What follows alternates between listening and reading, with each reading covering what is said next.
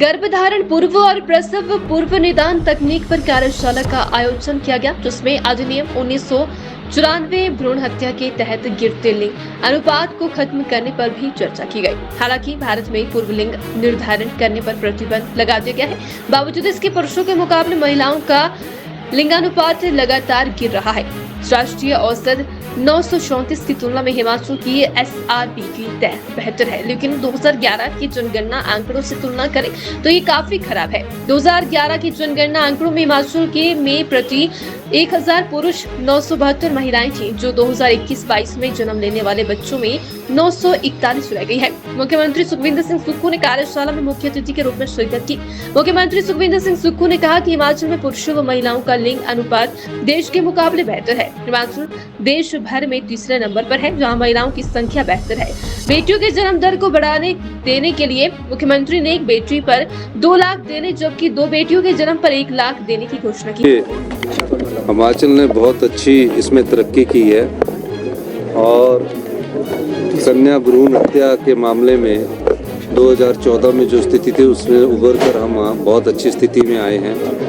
हमारे 1000 के पीछे 950 गर्ल्स का रेशो है और देश में हम तीसरे स्थान पर है। इसलिए ये कार्यशाला जिसका 2 दिन तक आयोजन किया जाएगा, मैं इसके लिए हमारे जो हेल्थ मिनिस्टर हैं उनका धन्यवाद करना चाहूँगा कि कन्या भ्रूण हत्या को लेकर इस प्रकार की कार्यशाला की आयोजन किया गया है। सर, आपने एक बड़ी बात कही है कि एक बच्ची भी पैदा होने पर 2 लाख रुपए देगी सरकार, क्या है सर योजना? नहीं, अब जो मैं आज मैंने जो घोषणा की है कि अगर किसी के परिवार में सिर्फ एक बेटी पैदा होती है, उसमें पहले इंसेंटिव 35,000 रुपये था। हमने कहा कि अगर एक बेटी पैदा होती है तो उसको 2 लाख रुपया मिलेगा और दूसरी बेटी जब पैदा होती है तो उनके परिवार को 1 लाख रुपया मिलेगा। 2 बेटियों पर 1 लाख, एक बेटी पर 2 लाख रुपया मिलेगा, जिसके सिर्फ सिंगल बेटी होगी।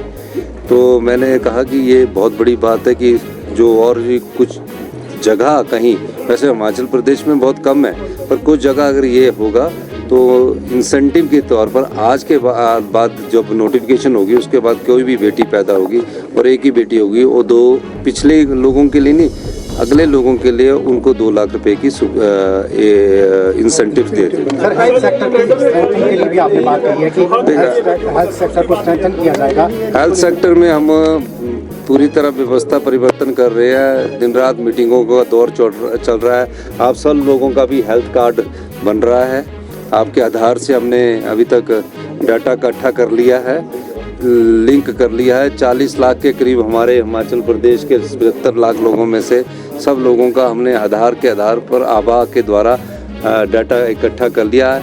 एक क्लिक के द्वारा आपका पूरा हेल्थ का रिकॉर्ड आ जाएगा। हमारी सरकार ने ये भी व्यवस्था परिवर्तन किया और हाई एंड टेक्नोलॉजी की हम तरफ जा रहे हैं। महिलाओं को और मैरिज लड़कियों की होती है सर, उसमें भी आपने कहा कि एज बढ़ाने पर हम विचार करें। नहीं, वो सब चीज़ें कानून के दायरे में ट्राइबल महिलाओं को की ज़मीन का हक की जो बात है उस बारे में सरकार विचार रखती है। और जो लड़कियों की 18 से 21 साल की एज करने की बात है, उसमें हम ये सोच रहे हैं कि किस प्रकार से लड़कियां 21 साल के बाद शादी करें, इंसेंटिव्स दे, कानून में बदलाव करे या किसी और तरीके से उन्हें जागरूकता के द्वारा करे। तो ये सब स्थितियों पर हम बातचीत कर रहे हैं। अभी जब तक कोई फाइनल डिसीजन नहीं आ जाता तब तक हम उसके बारे में कुछ नहीं कर सकते।